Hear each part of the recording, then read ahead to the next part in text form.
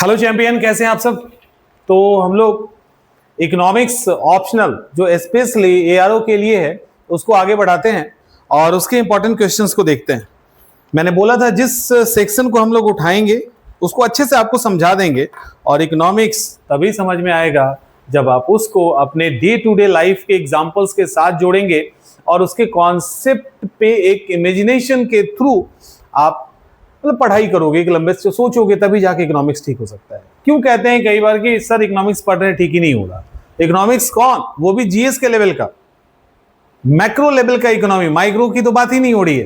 तो macro level पे जब दिक्कत होगा तो माइक्रो में कितनी दिक्कत होगी।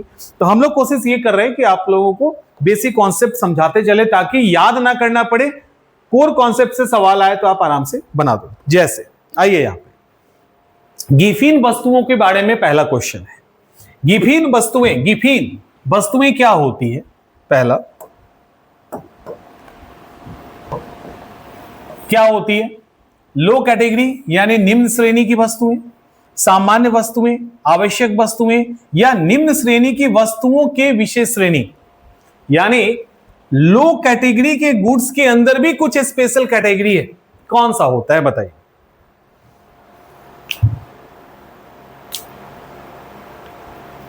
कौन सा होता है। देखिए इसका आंसर क्लियर है डी। अभी हम लोग डिस्कस करेंगे लेकिन एक और देख लेते हैं। चलिए चलो यहीं पे हम लोग इस पर्टिकुलर टॉपिक को डिस्कस कर लेते हैं कि गिफिन वस्तु है। गिफिन, देखो रॉबर्ट गिफिन साहब ने एक स्टडी किया था, उन्हीं के द्वारा रॉबर्ट गिफिन के स्टडी के आधार पे कुछ ऐसे गुड्स हैं जिसको गिफिन वस्तुएं कहते हैं। ये गिफिन वस्तुएं यहां पे ऑप्शंस अगर देखिए तो निम्न श्रेणी की वस्तुएं नहीं, निम्न श्रेणी के अंदर भी कैटेगरी है। हर लोग मतलब हर निम्न श्रेणी का ऐसा आप देखो कि हर लो क्वालिटी की चीजें गिफिन नहीं होती। लो क्वालिटी में भी दो तरह की लो क्वालिटी है, एक चलो एक लो है और एकदम निकृष्ट टाइप का लो है। तो निकृष्ट वाला जो लो है ना वो यानी एकदम साफ लो है, उसको हम लोग डालते हैं गिफिन में। और आवश्यक वस्तुएं बिल्कुल होता है, ये आवश्यक वस्तु होता है, ऐसा नहीं कि आवश्यक नहीं है। सामान्य वस्तुएं नहीं होती है। देखो नॉर्मली जो गुड्स है उसको हम लोग दो भागों में डिवाइड करते हैं, एक है सामान्य और दूसरा है निकृष्ट कोटि का। तो जो सामान्य है वो तो सामान्य है, जो निकृष्ट कोटि का है उसके दो टाइप हैं, type A1 and type 2। Type 2 के अंदर बहुत ही ज्यादा निकृष्ट चीजें आती है, जिसको अगर आपका इनकम बढ़ेगा, यदि आपकी आय बढ़ेगी तो ये वाला जो है उसको आप छोड़ दोगे। ठीक है, इस इतना निकृष्ट है ये कि इसको आप स्किप कर देंगे, इसको छोड़ के इससे अच्छे वाली चीजों पे शिफ्ट हो जाएंगे। उस तरह की जो विशेष निकृष्ट चीजें हैं, लो स्टैंडर्ड की चीजें हैं, उसको हम डालते हैं गिफिन वाले में। पहले एक दो क्वेश्चन और करते हैं फिर आगे देखेंगे। क्लियर हो गया। अच्छा एक और, यहां पे क्या बोला गया कि गिफिन जो वस्तुएं हैं वो आवश्यक भी है। इसका मतलब ये नहीं है कि वो जो प्रोडक्ट है उसका हम और आप यूज नहीं करते। जैसे सस्ता कपड़ा, अब मान लो टेरिकॉटन का एकदम सस्ता कपड़ा। देखिए लोअर क्लास में, मिडिल क्लास में, अपर क्लास के अंदर भी स्टैंडर्ड होता है, मिडिल क्लास में भी स्टैंडर्ड है, एक लोअर मिडिल क्लास है। उसी तरह से लोअर क्लास के अंदर भी स्टैंडर्ड है जो बहुत ज्यादा लोअर क्लास है। आज भी ऐसे कई कपड़े हैं ना जिसको आपकी जो स्टैंडर्ड है उस स्टैंडर्ड पे आप उस कपड़े को छाड़ दोगे कि नहीं स्किन के लिए अच्छा नहीं है, अरे नहीं ये बहुत ज्यादा चमक रहा है, समझ में आ रहा है। लेकिन उस कपड़े को भी कोई पहनता होगा तो आपके लिए वो जो कपड़ा है वो गिफिन प्रोडक्ट हो गया। उसी तरह से कोई सस्ता चावल, सस्ता आलू, समझ में आ रहा है। तो ये भी है, इट मींस आवश्यक तो है लेकिन एक टाइम आएगा, अभी हम लोग डिस्कस करेंगे, तो हम लोग उसको छोड़ देंगे। तो वैसे टाइप के गुड्स को गिफिन कहते हैं, जो रॉबर्ट गिफिन का परिभाषा है। आइए, ये जो गिफिन वस्तुओं के लिए आय का प्रभाव क्या होगा, उस पे इनकम का इंपैक्ट क्या होगा। शून्य होगा, ऋणात्मक होगा, धनात्मक होगा, कभी ऋणात्मक तो कभी धनात्मक। अक्सर हाँ लंबा वाला ऑप्शन क्लिक कर लेते हैं, यहां पे नहीं करना है। आंसर इज बी, ऋणात्मक होगा। आय का जो प्रभाव होगा वो ऋणात्मक होगा। ठीक है, कैसे होगा अभी आपको हम बताते हैं। दूसरा, गिफिन वस्तुओं के लिए जो एंजल कर्व बनेगा वो कौन सा बनेगा? धनात्मक, उदग्र, क्षैतिज या ऋणात्मक? कौन सा कर्व बनेगा? यहां पर भी आंसर होगा, यहां आंसर होगा डी, यानी ऋणात्मक ढाल बनेगा। जो स्लोप बनेगा, कर्व बनेगा, वो ऋणात्मक होगा। आइए थोड़ा सा ऊपर चलते हैं, पहले एक और क्वेश्चन बच रहा है ना, तो कर लेते हैं। गिफिन वस्तुओं के लिए यहां पे भी है एंजल वक्र, ठीक है, एंजल कर्व जो होगा वो क्या होगा? Obviously answer is B. B क्या होगा? ऋणात्मक। अब यहां पर दो चीज है। पहला तो हमारे पास गिफिन गुड है, ठीक है। इस गिफिन प्रोडक्ट पे एक तो आय का और दूसरा कीमत का असर पड़ता है। एक आय का यानी इनकम का और दूसरा कीमत का असर पड़ता है। जो गिफिन प्रोडक्ट है, ठीक से समझिए और सुनिए, हमने क्या बोला? प्रोडक्ट दो तरह का होता है, प्रोडक्ट दो तरह का होता है, एक दो। ये जो प्रोडक्ट है ये चलो काम चलाऊ है, जनरल प्रोडक्ट है जो नॉर्मल प्रोडक्ट होता है। इस दूसरे तरह के प्रोडक्ट में जो निकृष्ट टाइप का प्रोडक्ट है, जो अच्छा क्वालिटी का प्रोडक्ट नहीं है, इसमें भी कैटेगरी ए है और बी है। तो ए कैटेगरी चलेगा, ए कैटेगरी चलेगा, ए कैटेगरी भी निकृष्ट ही है लेकिन चलेगा, उसको हम इतना जल्दी स्किप नहीं करेंगे। बी कैटेगरी हमारी मजबूरी में यूज की गई चीजें हैं, हमारे पास पैसे नहीं है या महंगाई बहुत अधिक बढ़ गई है, हम अच्छी चीजों को नहीं खरीद सकते हैं, तब हम जाके इसको खरीदेंगे। यानी ये अति निकृष्ट है, मौका मिलेगा नहीं कि इसको हम छोड़ देंगे। तो ये अति निकृष्ट वाला जो है ना, दैट इज गिफिन।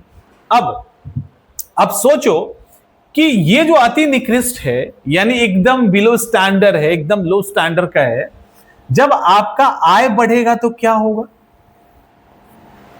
आय बढ़ेगा तो क्या होगा बताइए? आप अभी 2000 रुपए कमा रहे हैं तब, और आप 1 लाख रुपए कमाने लगे तब क्या क्या होगा? जैसे ही आय बढ़ेगा, इस कैटेगरी में जो गिफिन वस्तुएं हैं उसका डिमांड कम हो जाएगा। जैसे ही आय बढ़ेगा, 2000 कमाते थे, आज 20,000 कमाने लगेंगे, तो अच्छी क्वालिटी का चावल खाएंगे। सबसे पहले जिस कमरे में रहते थे, जो गंदा कमरा आपको पसंद नहीं था, उसको चेंज करके अच्छी जगह जाएंगे, अच्छे कपड़े पहनेंगे, सब करोगे ना। तो सबसे पहले किस तरह के प्रोडक्ट को छोड़ोगे? वो प्रोडक्ट जो अनहेल्दी होगा, जो कम टिकाऊ होगा, जो जल्दी खराब होने वाला होगा, जो एकदम बिलो स्टैंडर्ड का होगा, गया हटाओ उसको। तो क्या होगा? आय यदि आपका बढ़ा, इनकम यदि बढ़ा, तो गिफिन वस्तुओं का ऋणात्मक रिलेशन है, ये बढ़ा तो ये इसका डिमांड कम हो जाएगा, और अगर इनकम घटा तो उसका डिमांड बढ़ जाएगा। पैसे कम हो गए तो हम सस्ता सामान लेंगे, पैसा कम हो गया तो हम सस्ता सामान लेंगे, यही है ना। तो डिमांड कम हो जाएगा। तो आय के साथ इसका ऋणात्मक संबंध है। इनकम बढ़ा, डिमांड कमा, इनकम घटा, डिमांड घटा। क्लियर? लेकिन कीमत के साथ जो इसका रिलेशन है वो उल्टा है। कीमत के साथ इसका रिलेशन उल्टा है। और कैसे उल्टा है, इसको बड़े आसान भाषा में समझिए। उल्टा यह है, देखो यहां, यदि कीमत बढ़ जाता है, देखो यदि कीमत बढ़ जाता है तो गिफिन वस्तुओं की मांग बढ़ जाती है। गिफिन वस्तुओं की मांग बढ़ जाती है। कई यूरोपीय कंट्री में के अंदर मीट का चलन बहुत ज्यादा है, ठीक है, मीट का चलन बहुत ज्यादा है। मीट के अंदर थोड़ा बहुत आलू आलू डाल के खाते हैं। जब कीमत बढ़ी तो फिर जो इकोनॉमिस्ट हैं उन्होंने स्टडी किया तो पता चला जो गिफिन वस्तुएं वहां के कॉन्टेक्स्ट में थी उसकी कीमत बढ़ गई। जब कीमत प्रोडक्ट का बढ़ा तो वहां के जो लोग थे उन्होंने मीट खाना या तो छोड़ दिया या कम कर दिया और आलू खाना बढ़ा दिया। मीट खाना कम कर दिया, आलू खाना बढ़ा दिया। आपको पता है कि जब भी कभी महंगाई बढ़ेगी तो क्या होगा।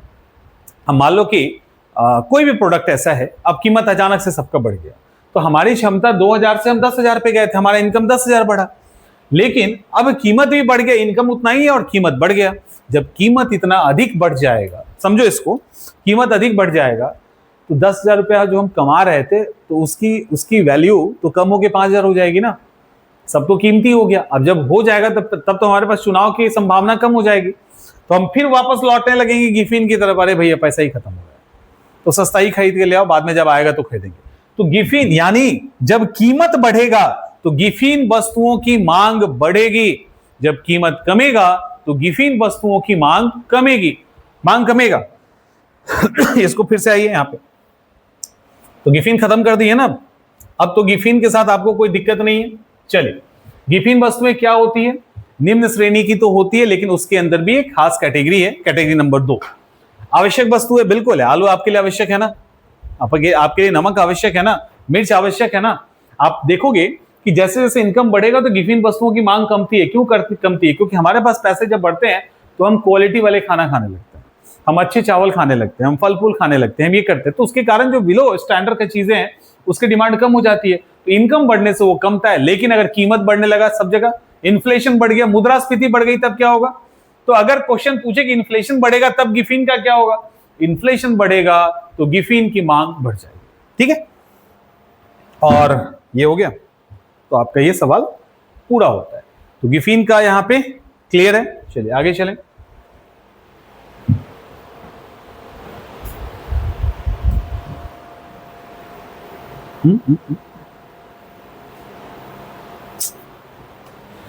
क्या हो गया?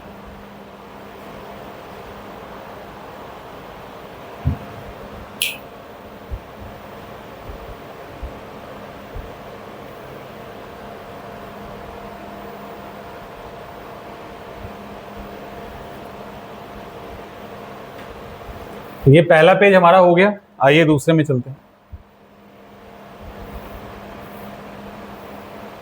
अच्छा, ये भी किसी वस्तु को, देखिए किसी वस्तु को गिफिन वस्तु तब कहा जाएगा जब आय प्रभाव निम्नलिखित में से होता है, इनकम का प्रभाव निम्नलिखित में से होता है। पहला, धनात्मक और प्रतिस्थापन, यानी उसका सब्स्टिट्यूट भी ढूंढा जाएगा, प्रतिस्थापन प्रभाव के बराबर, प्रतिस्थापन प्रभाव से कम, ऋणात्मक या प्रतिस्थापन प्रभाव से अधिक। आंसर क्या होगा?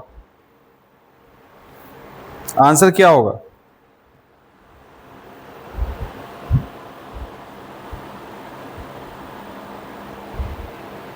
बताइए, गिफिन वस्तुएं कब कहा जाएगा? आंसर इसका पहले देख लीजिए, इसका आंसर है ए। ठीक है, धनात्मक और प्रतिस्थापन प्रभाव से अधिक, यानी एक तो पॉजिटिव होगा और मोर देन सब्स्टिट्यूशन इफेक्ट। तो कहा यहां पर यह गया है कि जो गिफिन वस्तु का संबंध है, मतलब गिफिन वस्तु को उसको कहा जाएगा जब इनकम बढ़ेगा। यहां पे देखिए, आय का प्रभाव पूछा है और कुछ नहीं पूछा है। आय का प्रभाव क्या होगा? हमने आय को अच्छे से एक्सप्लेन कर दिया। जब होगा तो गिफिन वस्तुओं को गिफिन वस्तुओं का जो डिमांड है वो कम हो जाएगा और प्रतिस्थापन बढ़ जाएगा। उसकी जगह हम सब्स्टिट्यूट यूज करने लगेंगे। 20 रुपए पानी की बोतल की जगह ब्लैक वाटर पीने लगेंगे, 400 रुपए लीटर वाला, 1000 रुपए लीटर वाला। ऐसा क्यों होगा? क्योंकि हम वहां पे उसको चेंज कर रहे हैं। तो ये इंपैक्ट है, इंपॉर्टेंट है। आगे आइए, गिफिन वस्तुओं के बारे में क्या सही है? वही है, क्या सही है? प्रबल प्रतिस्थापन प्रभाव, प्रबल धनात्मक आय प्रभाव, प्रबल ऋणात्मक आय प्रभाव, इनमें से कोई नहीं। क्या आंसर होगा? आंसर क्या होगा? हम लोग देख चुके हैं, ऑलरेडी डिस्कस भी कर लिए हैं। Answer is B. आंसर इसका बी होगा। गिफिन वस्तुओं के संबंध में क्या सही है? ध्यान रखिएगा, ये जो क्या सही है ना, ये आय के कॉन्टेक्स्ट में कहा जा रहा है, इनकम के कॉन्टेक्स्ट में कहा जा रहा है। अच्छा, लिखा हुआ भी है ना आय, ठीक है। तो ऋणात्मक नहीं, धनात्मक आय का प्रभाव वहां पे होगा।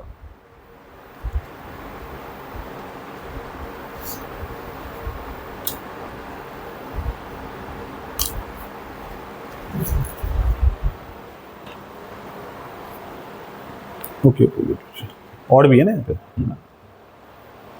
देखिए क्या है, इसको भी हम लोग अभी डिस्कस किए।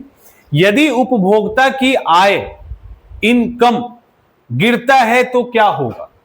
यदि उपभोक्ता, अच्छा यहां पे एक कॉन्सेप्ट है उसको देखते हैं।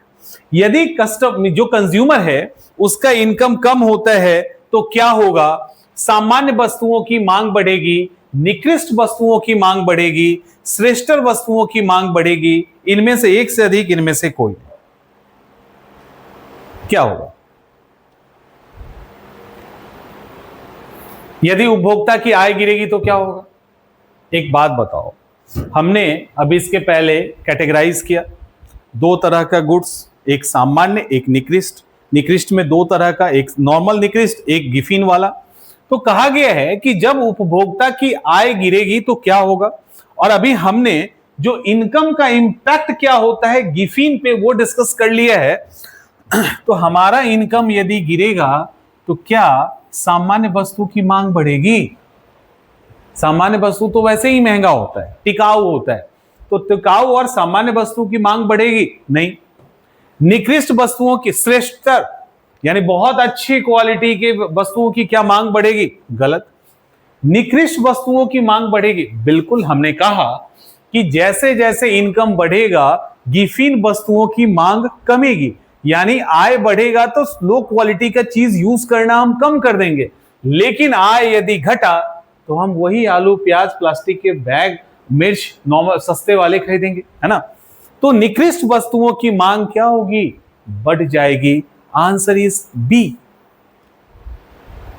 क्लियर है? एक कोर कॉन्सेप्ट सब क्लियर हो गया। गिफिन वस्तु वह है जिसकी मांग, अच्छा यहां एक कॉन्सेप्ट था ना, डिस्कस करते हैं। गिफिन वस्तु वो है जिसकी मांग कीमत में वृद्धि के साथ बढ़ती है, कीमत में वृद्धि के साथ कम होती है, कीमत में कोई परिवर्तन होने पर यथावत रहता है। हमने अभी डिस्कस ऑलरेडी कर लिया है इस बात को। अच्छा यहां पे कॉन्सेप्ट पहले डिस्कस कर लेते हैं। जो गिफिन वस्तुएं हैं वो नॉर्मल जो डिमांड का फॉर्मूला है वो उस पर लागू नहीं होता। नॉर्मल डिमांड वाला फॉर्मूला लागू नहीं था। नॉर्मल फॉर्मूला क्या है डिमांड का? कि यदि इनकम बढ़ेगा या इनकम बढ़ेगा, कमाई बढ़ेगी तो मांग बढ़ेगा, यही है ना। या ऐसे है कि नहीं, नॉर्मल फॉर्मूला ये है कि यदि कीमत बढ़ेगा, अगर बढ़ गया किसी प्रोडक्ट का तो डिमांड कम हो जाएगा।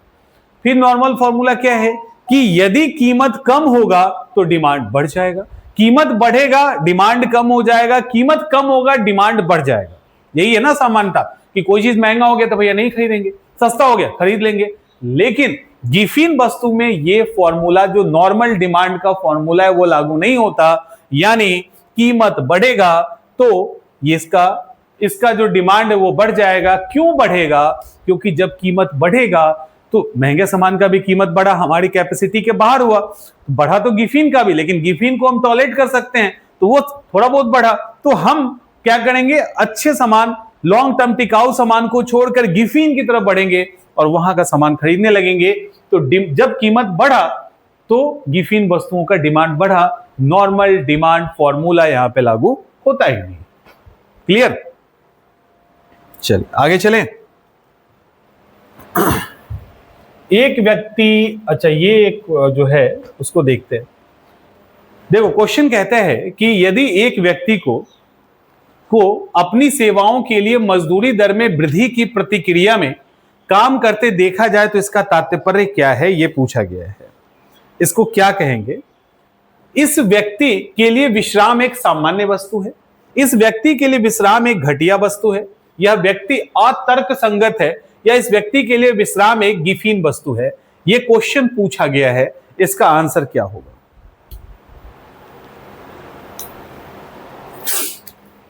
एक सिचुएशन क्या है कि एक व्यक्ति है जो मजदूर भी हो सकता है, उसके सर्विस के वो जो काम कर रहा है उसके लिए मजदूरी दर को बढ़ा दिया गया। जब मजदूरी दर को बढ़ाया गया तो प्रतिक्रिया में, उसके जवाब में काम करते हुए उसको देखा गया। पहले आम एकदम लेमैन की भाषा में समझिए इसको। देखो क्या लिखा है। लिखा है कि यदि एक व्यक्ति को अपनी सेवाओं के लिए मजदूरी दर में वृद्धि की, यानी कोई व्यक्ति है जो काम कर रहा है उसके लेबर कॉस्ट को बढ़ा दिया गया, फिर भी वो कंटिन्यू यदि काम कर रहा है, ठीक है, तो कंटिन्यू काम कर रहा है, माने उसका उस 2 घंटे के लिए उसको 40 रुपए मिलते थे, अब 2 घंटे के लिए उसको 80 रुपए मिल रहा है, फिर भी वो कंटिन्यू काम कर रहा है, तो प्रतिक्रिया में काम करते देखा जाता है तो इसका तात्पर्य क्या है? अब इसको एक बार और एक एग्जांपल मान लीजिए 8 नहीं 10 घंटे का शिफ्ट होता है। 10 घंटे शिफ्ट के बाद तो उसको आराम चाहिए ना, नॉर्मली 8 घंटे का शिफ्ट होता है। अब 8 घंटे के शिफ्ट के लिए उसको महीने का 6,000 रुपये मिलता था। अब कहा गया कि नहीं, 8 घंटे के शिफ्ट के लिए तो तुमको 6,000 की जगह 8,000 देंगे, और पर आवर अगर एक्स्ट्रा भी करते हो तो उसके लिए तुमको एक्स्ट्रा पैसे दिया जाएगा। तो जो पहले 6,000 कमाता था उसको तब सीधे 8,000 मिल गया, लेकिन उसके बाद भी वो देख रहे हैं कि वो काम करता ही जा रहा है। इसका मतलब क्या है? इसका मतलब क्या है? देखो, इसका मतलब है बी। आंसर इज इसका, और पहले आंसर क्या होगा वो हम बता देते हैं। इसका आंसर है बी, ठीक है। इस व्यक्ति के लिए जो विश्राम है ना, वो घटिया वस्तु, निकृष्ट वस्तु, गिफिन नहीं है, गिफिन वस्तु नहीं है, गिफिन नहीं है, क्या है? एक घटिया वस्तु है। घटिया कहने का मतलब यह है कि वो उसको उसमें काम, मतलब वो उसको इंपॉर्टेंस नहीं दे रहा है। देखो, कहा यह जाता है सामान्यतः कि जब कोई काम मजदूरी में जब वृद्धि होती है तो उसका कोई सब्स्टिट्यूट होता है। यहां पे होना चाहिए लिखा हुआ नहीं। जब कोई व्यक्ति काम करता है और जब उसकी सैलरी बढ़ा दी जाती है, सैलरी बढ़ा दी जाती है, तो वहां पे दो चीजें काम करती है। प्रतिस्थापन प्रभाव, जो उसका एक अल्टरनेटिव है, और दूसरा आय यानी इनकम इंपैक्ट। यहां पे कहा गया है कि यदि मजदूरी बढ़ा दी गई, यानी लेबर चार्ज बढ़ा दिया गया उसका, उसके बाद भी वो और अधिक पैसे कमाने के लिए कंटिन्यू काम करता जा रहा है, तो इसको कहते हैं प्रतिस्थापन दर। उसने अपने आराम को काम से शिफ्ट कर दिया, यानी जो उसके आराम का समय था उसको उसने घटिया समझ लिया, उसको शिफ्ट किया, काम करते रहा क्योंकि उसको और अधिक पैसे चाहिए। दूसरी तरफ एक और होता है, ठीक है, एक और होता है कि किसी को पहले 6,000 मिलता था, अब उसको कितना मिलने लगा? 8,000। तो पहले 6,000 मिलता था, अब उसको 8,000 रुपए मिल रहा है, तो उसको लगा कि हम तो बहुत पैसे कमा रहे हैं, तो अरे इतना पैसा इनकम हो ही गया है, तो चलो जो 2 घंटे आराम का है ना, उसमें आराम ही करेंगे, कुछ हम नहीं करेंगे। इसको कहा जाता है इनकम इंपैक्ट, इसको कहा जाता है आय का प्रभाव, ठीक है, आय का प्रभाव। तो आय के प्रभाव से क्या होता है? आय के प्रभाव से यह होता है कि वो व्यक्ति आराम को काम की जगह प्रायोरिटी देता है। और अगर हम बात करें, वैसे क्या बात करेंगे कि यदि मजदूरी दर बढ़ा दी गई है फिर भी वो आराम के समय भी काम कर रहा है, तो उसने काम को प्रायोरिटी दी, आराम को उसने घटिया वस्तु समझा और उसको साइड कर दिया। ठीक है, आइए आगे आते हैं। ये हम लोग ऑलरेडी कर चुके हैं, फिर भी देखते हैं। दुर्लभता, scarcity. Scarcity is a condition which exist when, कब करता है? दुर्लभता एक दशा है जो विद्यमान होती है, कब विद्यमान होगा? दुर्लभता, स्कार्सिटी कब होगा? अब आराम से सोचते हैं ऑप्शन पे। वस्तुओं की मांग स्थिर रहेगी तब, उत्पादन के लिए अधिक मांग होने पे, एक उत्पाद की संपूर्ण मांग को पूरा करने हेतु संसाधन पर्याप्त मात्रा में नहीं होने पर, उपरोक्त में से सही। इकोनॉमिक्स है, माइक्रो इकोनॉमिक्स है, तो माइक्रो लेवल पे सोचिए। सी इसका आंसर होगा। क्या है कि किसी प्रोडक्ट को हमें बनाना है, अब प्रोडक्ट तो डिमांड के अकॉर्डिंग ही बनता है, अब 100 चाहिए तो 100 ही बनेगा या 150 बनेगा। तो प्रोडक्ट, एक उत्पाद के का जितना भी मांग है, अब मान लो 100 था, 150 हो गया, 200 हो गया, 250 हो गया, उस मांग को पूरा करने के लिए अब हमारे पास रॉ मटेरियल रिसोर्सेज नहीं है, मजदूर नहीं है, एक्स्ट्रा इलेक्ट्रिसिटी नहीं है, जगह नहीं है, रॉ मटेरियल नहीं है। तो कहने का मतलब यह है कि किसी एक उत्पाद का जितना डिमांड है उसको पूरा करने के लिए हमारे पास अगर रिसोर्सेज पर्याप्त नहीं है, उसी को स्कार्सिटी कहते हैं। और रॉबिन्स के द्वारा यह डेफिनेशन दिया गया था। उन्होंने इकोनॉमिक्स को स्कार्सिटी का ही विज्ञान कह दिया है, ठीक है, दुर्लभता का विज्ञान ही कहा। उन्होंने कहा एक्चुअली इकोनॉमिक्स इसी का स्टडी ही करता है। तो इसको लेकर रॉबिन्स ने की ये थ्योरी है जो इंपॉर्टेंट भी है, हम लोगों ने ऑलरेडी डिस्कस कर रखा है इसको। चलिए आइए अगला देखते हैं।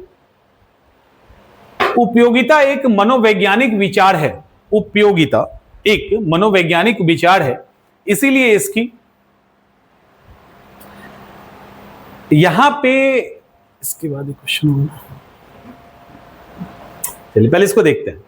उपयोगिता एक मनोवैज्ञानिक विचार है, इसीलिए इसकी, देखो क्या लिखा है ऑप्शन पे, ठीक से देखिए, गणनावाचक माप की जा सकती है, यानी उसको क्वांटिटेटिव तरीके से मेजर किया जा सकता है। गुणात्मक माप नहीं किया जा सकता, क्रमवाचक माप नहीं किया जा सकता, देख रहे हो सीक्वेंस के अंदर, और तुलनात्मक माप के साथ गणनावाचक माप की जा सकती है।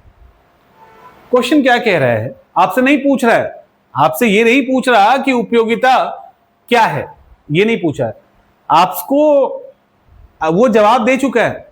उस जवाब के आधार पे ये क्वेश्चन जो है ना, ये क्वेश्चन एक्चुअली डिडक्शन मेथड से बनेगा। यहां से आपसे क्वेश्चन नहीं पूछा गया है, जो लाइन लिखा गया उसके आधार पे आप आंसर डिडक्ट कीजिए। आंसर इसी क्वेश्चन में, आंसर इसी क्वेश्चन में। क्वेश्चन क्या है, उपयोगिता एक मनोवैज्ञानिक विचार है। हमने आपको बोल दिया कि उपयोगिता एक मनोवैज्ञानिक विचार है। Utility is a psychology concept. अगर utility is a psychology concept, तो साइकोलॉजी कॉन्सेप्ट को कभी क्वांटिटेटिव मेजर नहीं किया जा सकता, कभी भी उसको गणनावाचक यानी क्वांटिटेटिव 1 2 3 4 10 केजी 20 केजी में नहीं कर सकते, वो नहीं किया जा सकता है। तो आंसर इज बी। समझ में आ रहा है, आंसर इज बी। तो उपयोगिता एक मनोवैज्ञानिक विचार है जिसकी गणना नहीं की जा सकती है, गणना नहीं की जा सकती। इसमें एक प्रॉब्लम है, इसमें प्रॉब्लम है, प्रॉब्लम नहीं है बेसिकली। इस क्वेश्चन, ये इस लाइन का किसी से कोई मतलब नहीं है। मतलब होता तो मामला फंस जाता। मामला कैसे फंसता उसको पहले यहां देखिए। क्यों कह रहा हूं कि मामला फंस जाता है, यहां देखिए क्या लिखा है कि निम्न में से किसने उपभोक्ता व्यवहार की गणनावाचक उपयोगिता आधार पर प्रतिपादन किया है। किसने कहा है कि गणना की जा सकती है, किसने कहा है? मतलब यहां जो उपभोक्ता व्यवहार की गणनावाचक उपयोगिता, यानी यहां पे यूटिलिटी की बात की गई है और कहा गया गणना किया जा सकता है। कौन कहा है? Answer is a. ठीक है, आंसर इसका ए होगा। ठीक है, आंसर मार्शल है। और किसने कहा है नहीं होगा? किसने कहा है नहीं? इसके पहले आपने देखा ना कि नहीं होगा, तो बी के अकॉर्डिंग नहीं होगा, हिक्स के अकॉर्डिंग नहीं होगा, एलन के अकॉर्डिंग नहीं होगा। उन्होंने कहा है कि नहीं, हम इसको क्वांटिटेटिव मेजर नहीं कर सकते, हम केवल क्वालिटेटिव मेजर कर सकते हैं। और हिक्स ने यह भी कहा कि क्वालिटेटिव करने के साथ साथ इसको हम एक सीक्वेंस में देख सकते हैं। हाँ, पहले ये उपयोगिता है, फिर ये है, फिर ये है, ये किया जा सकता है, लेकिन मेजर नहीं किया जा सकता। क्वालिटेटिव क्वांटिटेटिव नहीं हो सकता, लेकिन अल्फ्रेड मार्शल कहते हैं कि किया जा सकता है। ये कॉन्सेप्ट है यहाँ पे। गणनावाचक उपयोगिता सिद्धांत के अनुसार मुद्रा की सीमांत उपयोगिता क्या होती है? हाँ, मार्जिनल यूटिलिटी जो है ना, उसका क्या होगा? बढ़ता है, स्थिर रहता है, पहले बढ़ता है, फिर घटता है, फिर घटता है, ऐसे करके। तो आंसर इसका आंसर होगा बी। चलिए, यहां पे कुछ और है। आय के बढ़ने पर उपभोग भी समानुपातिक बढ़ता है, लेकिन आय के गिरने पर यह समानुपातिक नहीं गिरता है। मतलब देखो, यहां पे सिंपल सी बात कही गई है। सिंपल सी बात यह है कि इनकम अगर किसी का बढ़ गया, देखना अच्छे से, इसको समझ लो, किसी का इनकम यदि अच्छे से बढ़ गया तो उपभोग भी उसी अकॉर्डिंग बढ़ जाता है। सामान्य सी बात है, बढ़ जाता है। लेकिन अगर किसी कारण से इनकम गिर गया तो उसी रेशियो में उसका कंजम्पशन नहीं गिरता, उपभोग नहीं गिरता है। एक मतलब क्या है, इसको क्या कहते हैं ना, धन का प्रभाव, ब्याज दर, रेचिट प्रभाव, प्रदर्शन प्रभाव। आंसर इज सी, रेचिट प्रभाव। क्योंकि यहां पे इन्होंने थ्योरी दिया है और समझाने की कोशिश की है। इन्होंने ये कहा है कि देखो, जब इनकम बढ़ता है, जैसे मान लो इनकम बहुत बढ़ गया, तो लोग क्या करेंगे? गाड़ी खरीद लेंगे, होगा ना, बड़ा घर खरीद लेंगे या बड़े जगह पे रेंट ले लेंगे, महंगे कपड़े पहनने लगेंगे। तो रेंट, हमारा क्या हुआ, हमारा इनकम बढ़ा तो हमने ये सारी चीजें कर ली। अब गाड़ी से सबके यहां जा रहे हैं, आ रहे हैं। अब इनकम कम गया, गाड़ी तो खरीद लिए, चलो ठीक है, अब तेल भरवाने के पैसे नहीं है। लेकिन चूंकि हम शुरू से एक लेवल मेंटेन कर चुके हैं उस इनकम पे, हम जा रहे हैं, आ रहे हैं, महंगे घर में रह रहे हैं, तो अब जैसे हमारा इनकम बढ़ा, हमने तुरंत स्टैंडर्ड तो बढ़ा लिया, लेकिन इनकम कमा तो हम सब कुछ छोड़ के फिर वही नहीं आ गए, क्योंकि हमारे अंदर एक दिखावे की प्रवृत्ति थी, वो उस समय तक पनप चुका था और हम उस लेवल पे अब दिखावा करने लगे। तो इसका रिजल्ट ये हुआ कि अब जब आय कमा तो हम कर्ज ले रहे हैं, या जो सेविंग है उसको खर्च कर रहे हैं, या जो भी है वो करके हम उस चीजों को दिखाने की कोशिश लंबे समय तक करेंगे जब तक हम कर सकते हैं। इसलिए कहा गया कि आय के बढ़ने पे उपभोग तो उस लेवल पे बढ़ जाता है, लेकिन आय के कम होने पे उसी लेवल पे वो कमता नहीं है। ये इंपॉर्टेंट है, इसको रेचल प्रभाव कहते हैं, रेचेट प्रभाव कहते हैं। तो ये इंपॉर्टेंट है, काफी है। तो गिफिन समझ लिया आपने, मांग वाला कॉन्सेप्ट था वो समझ लिया, और इस तरह से जो उपयोगिता सिद्धांत थी वो भी देख लिया, और इनकम वाला भी आपने अभी देख लिया। तो ये 3-4 कॉन्सेप्ट आपके पूरे हो गए। आगे हम लोग फिर देखेंगे। मिलते हैं नेक्स्ट सेशन में।